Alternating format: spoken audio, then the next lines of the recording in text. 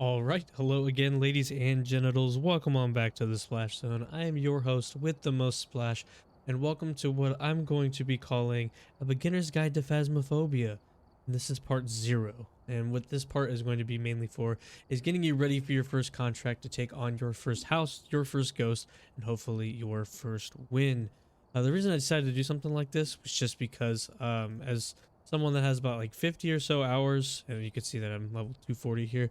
I did look up some stuff when I first started because this game does have a lot of advanced techniques that you can use in order to like solve ghosts and things like that.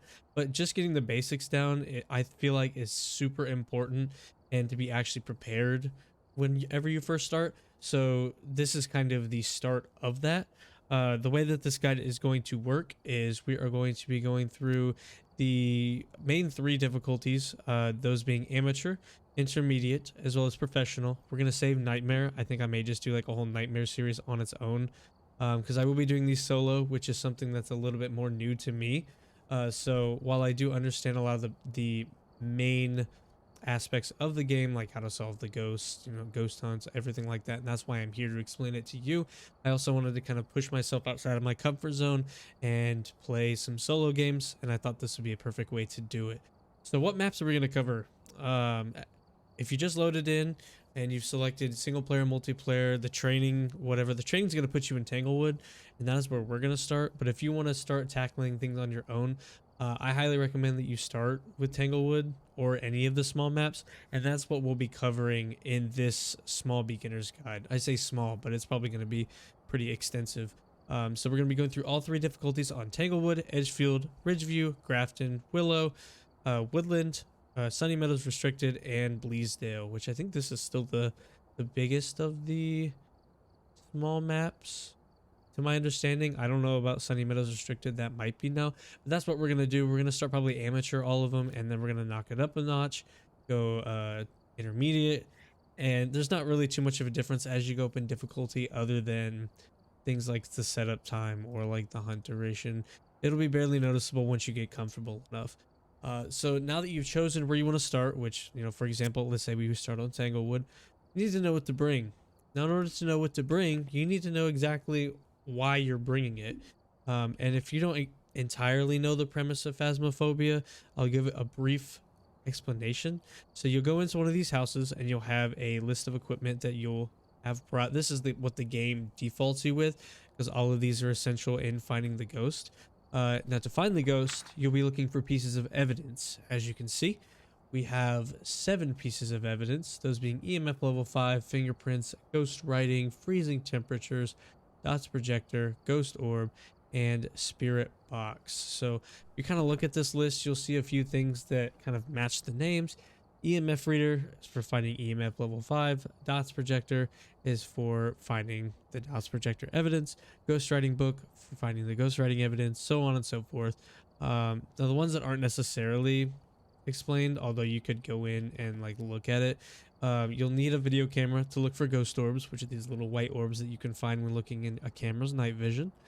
And the UV light is for looking for fingerprints, pardon me.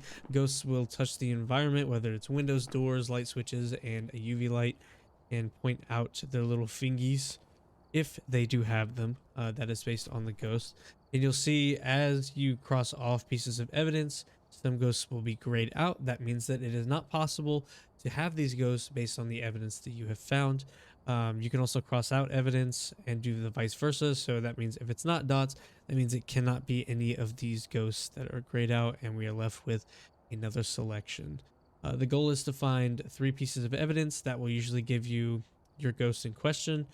We'll go over a little bit more advanced techniques as we get further into the guide about like singling out pieces of evidence, so that way you can easily find ghosts. You'll kind of figure it out once you get used to it, and it's something that I will explain there as well. As for the photo camera, you'll be taking photos throughout your contracts, whether that's interactions, the ghosts themselves, a cursed object, maybe there's some dirty water, or you see it right in a book and you want to take a picture of it. That is what the photo camera is for. And then of course you get a flashlight, because most of the time you're going to be in the dark. It's not as scary once you played a little bit more, but it definitely does have quite the effect when you first start, especially with how quiet it is. But hearing is going to be your best friend, especially as you'll see in this series when it comes to hearing doors move, objects thrown, etc. So with that out of the way, what am I going to recommend you to bring for your adventures? So obviously I recommend what it lists here. You can't really get rid of it. But I'm going to go ahead and load a loadout. So if you head over, if you're free roaming here, if you go over to this little equipment shop, it gives you loadouts. And as you can see here, you can add or deselect. So if we're looking at the parabolic microphone, which is right here, I add it. That means every time that I hit add, it's going to add one parabolic microphone if I have it. So the left hand side is the quantity that you have, and the right hand side is what the loadout has as well. So for photo cameras and this loadout, I only have it set for 2 max. I'll probably end up changing that. So if we go to loadout 3 here, or 2, my apologies, I'm gonna hit add, and we're gonna have a list of stuff. Now, of course, when you're first starting, you're not gonna have all the money in the world. I totally understand that. What I highly recommend is bringing your max photo cameras always. That way you can make more money, and having stuff like this is a lot easier. And I'm going to change this up a little bit because I don't agree with having only 2 salts. I kind of want to bring all 3. As for the where was it at? I don't need head mounted cameras. If you're playing by yourself, you really don't need them. Waste of money. You can sell them. You only really need 1 motion sensor in my opinion, just for the challenges. And that's a good time to talk about it. So the reason we have some of this extra stuff like salt or a motion sensor, the parabolic microphone, they are really good at helping you find ghost evidence, but that's not going to be your main priority at first. Your main priority is probably going to be just finding the main pieces. So these are used for what's called optional challenges. So every time you spawn in, you'll get the objective of finding the ghost, but you'll also get 3 other side objectives that you can complete on the way.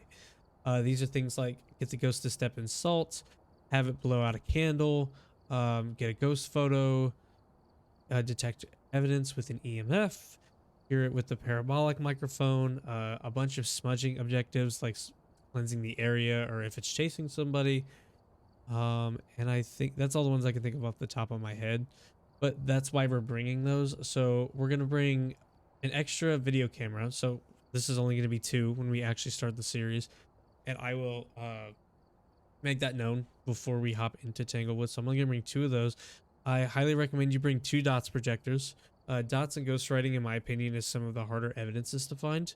So to make that easier on you, having multiple dots projectors or multiple writing books is going to be a big help.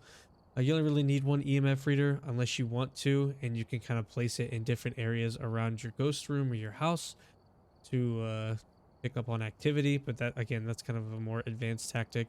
So I'll only recommend you bring 1. Don't even worry about this shitty flashlight. Bring the strong flashlight, and you only need 1 solely because, I mean, if it's only you, and I don't recommend that you drop it and kind of run around like a lunatic in a dark house when you first start. So just bring the 1, keep it on you, all of that good stuff.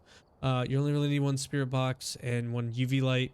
You can't really pick up multiple spirit box evidences at the same time. I don't think. I haven't tested that. And 1 UV light. You don't need anything else extra. We talked about the photo camera. The candles are good for the side objectives, so I recommend you bring at least 2, just to kind of have multiple. Crucifixes, I will recommend you bring at least 1. I have 2 here because they're super useful in preventing the ghost from actually attacking you. So do that with that as you will. Don't worry about glow sticks. It's the same thing as a UV light, except it's just in a brighter area, and it does fade over time, being that it's a glow stick, so it gets weaker. That's why I just like the UV light instead. Head-mounted cameras, again, don't worry about. The lighters are going to be good to light candles as well as smudge sticks. You don't really need 4. I mean, I recommend at least 2. Just because, I mean, I tend to throw lighters around like a maniac, apparently. So that's what I recommend to you. If you only want to bring 2 or 1, feel free. 1 motion sensor, specifically because the motion sensors are super dummy expensive. They're $100, and that's a lot when you're first starting. So if you can afford to bring 1, just bring one, and that's it. Don't worry about bringing more than that. Parabolic microphone, only bring one. Salts, I would recommend that you bring at least two. I probably will bring three, just because, or really, you only need probably one or two, uh, because you don't want to fill up your photo camera book all with just like footstep pictures. But it does help you solve for a specific ghost type that maybe we'll get to tackle. Sanity pills, really important. Bring 4 of them. Uh, this will essentially allow you to keep your sanity up, which means the ghost cannot attack you. And for a beginner, I think that's really good, especially if you're struggling to find evidence. Your sanity drains pretty slow when you're by yourself, and things like a candle will stop your sanity from draining. If you're standing in the light, it'll stop your sanity from draining. There's a few different ways to go about it, but I always recommend bringing 4 sanity pills in case you get things like events that'll knock your sanity down if you used a cursed item, hunts, things like that. Smudge sticks, very good for objectives. Also are very good for distracting the ghost. If you end up getting caught with your pants down and have one of these and a lighter, you can stun the ghost for 6 seconds and slip away. So I'll get a chance to show you guys that, which is going to be really neat. I think it's a really cool mechanic. Sound sensors, don't worry about. I haven't found a use for them. Don't really like them personally. If you wanted to bring one to test it out, feel free. I think it's a neat concept, but I don't think it does much for us. The strong flashlight we went over. The thermometer is for checking freezing temperatures. That's not one of the essential items on this list, because if it's freezing, you're going to be able to see your breath, and it's pretty noticeable. I mean, if you move, you'll see this nice white cloud of breath.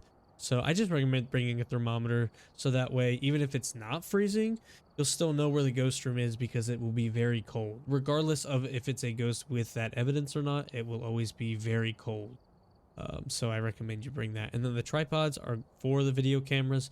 You can choose to place the video cameras on like surfaces, or just hold it in your hand. I like to bring the tripods, that way in case I run back to the truck, I can take a look at it from there. If I want to look at dots, if I want to look at ghost orbs, see if I got anything, things like that. So with that out of the way, I think that is going to do it for part 0. This should hopefully be the right amount of prep for us to head into our first mission, which we will do on part 1. I mean, realistically, for amateur, this is a little bit overkill, but if you get into a habit of bringing this kind of equipment, then as you slowly progress into the higher difficulties, it will just become, you know, like supernatural to you. And yeah, I think that's going to be it for me today. If this is something that you guys do enjoy, want to see more of, I hope so. Welcome back. I've prepared some jobs for you. Can I fucking help you? If this is something that you guys do enjoy, want to see more Phasmophobia, or are excited for the beginner series, feel free to let me know down below. Also, spew out your tips and tricks, you know, things that you may bring that I may not have, or maybe I've got something wrong. If I do get anything wrong, be sure to leave it down in the comments, and I will be sure to correct it, whether it's in the description or the top comment. I don't want to spew any wrong information here. At level 240, and like I said, a little over 50 hours, I feel like I have a very good grasp as to the essentials, the basics, and even some of the more advanced things. So I want to make sure I'm bringing you guys the correct information, and hopefully bring you the confidence to take on this game by yourself, or even with the group. And yeah, I think that's going to be it from me today.